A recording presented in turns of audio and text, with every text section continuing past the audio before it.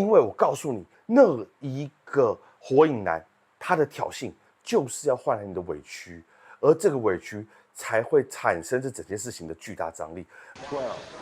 11, 10, 9, 8, 7, 6, 5.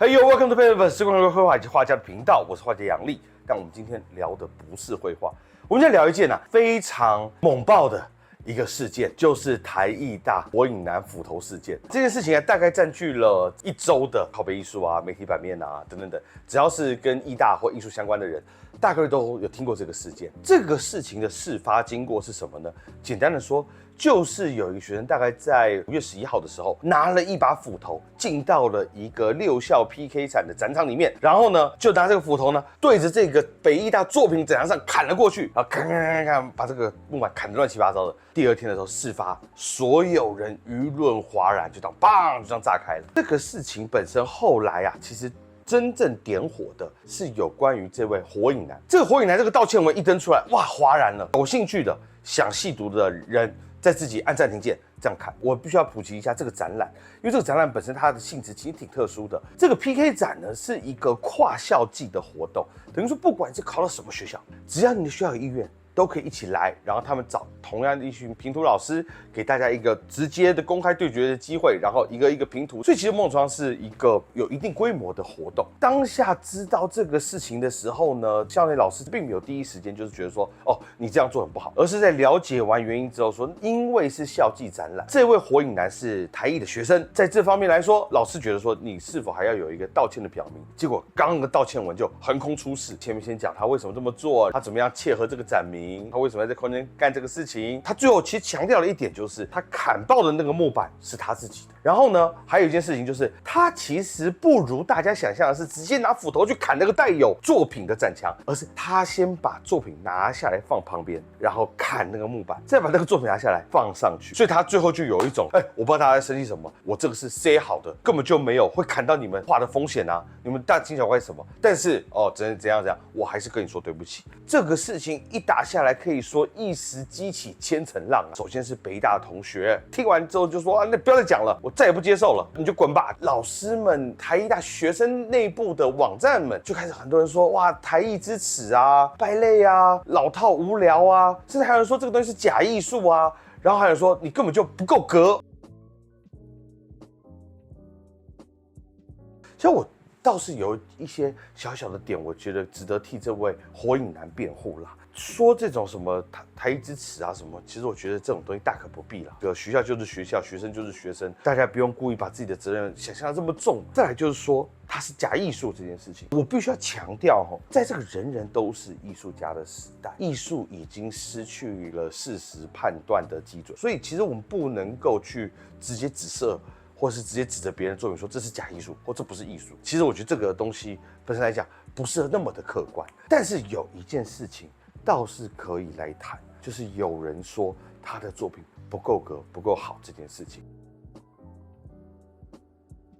好，那我们接下来要谈的就是，请问这个火影男看墙壁的作品到底够不够好？在上世纪1960年、1970年代的时候，其实全世界各地开始进行了一种游击队式 （guerrilla art） 游击队式的艺术，破坏了展场，偷渡了作品，打完就跑，匿名啊，然后他的作品也是很好拆卸的。那这么做，这个脉络本身其实在质疑什么？是在质疑当代美术馆的这种机制、艺术的这种边界到底是什么？通常称它这种行为叫做机构批判，就在批判这些机构到底怎么选的。那他们批判有2种：批判艺术权威跟批判这个进展的这个机制。批判艺术权威是在批判说，到底什么东西是艺术？难道艺术的边界也是由你们这些大机构 super power 说了算的吗？再来就是批判它的进展机制，就是你们所谓的好艺术这是价值判断，前面只是在事实判断。你们所谓的好艺术，就是你们说了算了吗？什么是你们的好艺术呢？他们都在质问来自权力的这种对于艺术的定性的决定力，定性你是不是艺术，还定性你是不是好艺术。这个格瑞拉的活动当中有很多很有名的前辈，比如说最有名的是班克斯。拍卖会当中落锤之后，碎纸机突然把自己那个作品给碎掉一半的那一个，他当时就伪造了一个什么考古的什么作品，然后把它丢到英国的一个美术馆里面，然后就看大家有没有发现这件事情。还有个人叫麦考文，据说他偷渡了自己的一张风景画进去，他也做了很多其他很有名的事情，比如说把英国国旗拿去洗啊，洗到很白啊，什么烹煮天鹅啊，因为他说天鹅都是皇室的财产啊，他就是故意要去让践踏王权。还有像那个女性主义团体戴猩猩面具进到美术馆，然后说难道只有裸体才能进美术馆吗？这样的一种抗议行为。所以这一个运动可以说从上世纪60年代到现在，我们就已经屡见不鲜。其实从这个角度上来说，火影男的这个作品并不是一个很新奇的存在。再来一个事情是什么？其实从 Guerrilla 这种批判来说呢，整体的 Guerrilla 艺术，其实他们在手段上都不是让我觉得非常高明。我们要看到就是这一个对于整个制度批判的始祖是谁。当然了，就讲那个法国佬嘛，谢尔杜尚。杜尚呢，他非常好玩，他就是用那个明信片，那个明信片上面有个蒙娜丽莎，然后他画了2撇小胡子，然后下面用法语缩写写了一个 Elle a chaud au cul， 他的屁股正在发烫。那这一个图像呢，当时迅速在欧洲变成一种病毒式的传播，跟今天各位在网络上用的这个迷因其实是一样。当时的人会把明信片当作是一种神圣作品的分灵体，放在家中。全世界就一张罗浮宫里面的蒙娜丽莎嘛，不会每个人家里都有嘛？大家就会把明信片买回去，然后放在一个他们觉得相对重要的地方去观看它。结果杜尚这个作品一出来之后，所有人当他一想到那个西美史当中那个美的典范蒙娜丽莎的时候，突然多了2撇胡子，跟下面那个具有性暗示的标语，瞬间扭转了很多人对于这个美的认知。可以说杜尚的这种颠覆他并不是拿一把斧头就把蒙娜丽莎砍了，他也不是偷偷潜进罗浮宫把蒙娜丽莎给换掉，换成一个带胡子的版本，他就只是在明信片上这样子一做，突然之间让所有原本人认为的那一个严肃的美的典范，变成了一个全天下最搞笑的笑话。我觉得这里面一个很重要的事情就是，第一个它非常有梗，这个梗是一个可以让你记住的东西，是一个让你觉得会心一笑的东西，而这个梗并不带有实质上的暴力跟入侵，它有的是在你观念上进行的一种转化、扭转。其实真正厉害的 Guerrilla 艺术，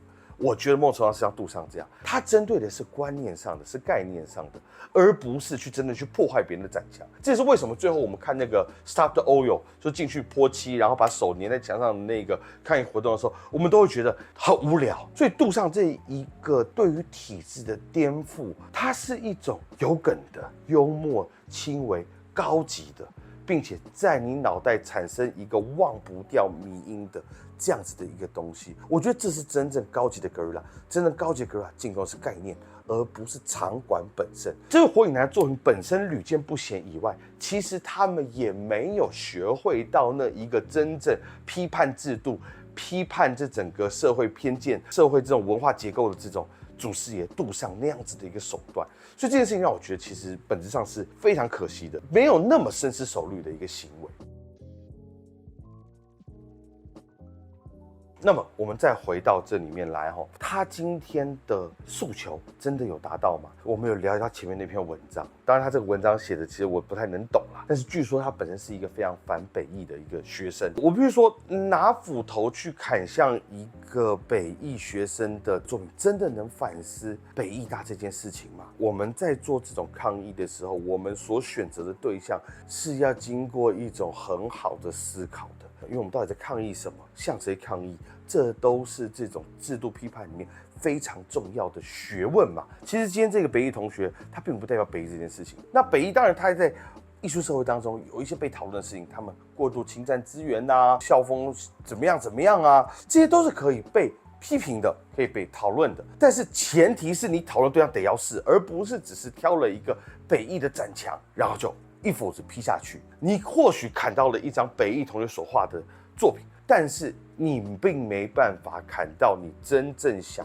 抗议的那个对象。所以在这方面，我觉得是完全没有思考过的。那这件思考非常重要。今天哪怕是这个世界上我们都嗤之以鼻的恐怖分子。他今天真的要表达他诉求的时候，他当然选择的对象会是巴黎的群众、美国人、以色列人，他不会无差别的杀自己人啊。你挑选的对象本身得是一个重点，我觉得这才会让整个行为显得更加合理。还有一件事情是什么？就是他到底有没有被机构阻挡？这是个很大的问题，因为据我后来跟举办这个活动的人有过一些交流，他们说其实这个活动并没有设置参加门槛，只要你今天是学生，你只要愿意自愿参加，你就可以参加。那么明明有这么多手段可以让你直接进来做这个事情，甚至在几百个评图的参与者面前讲你的观念，你为什么不这样做？而你选择直接去砍，你这样做会有一个想法，就是人家会怀疑，你是不是只是想红？那我觉得，如果当你的作品到最后明明有诉求，却被人误解到你只是想红的时候，我觉得这个折扣会被打得非常厉害，你的作品效果会迅速下降非常多。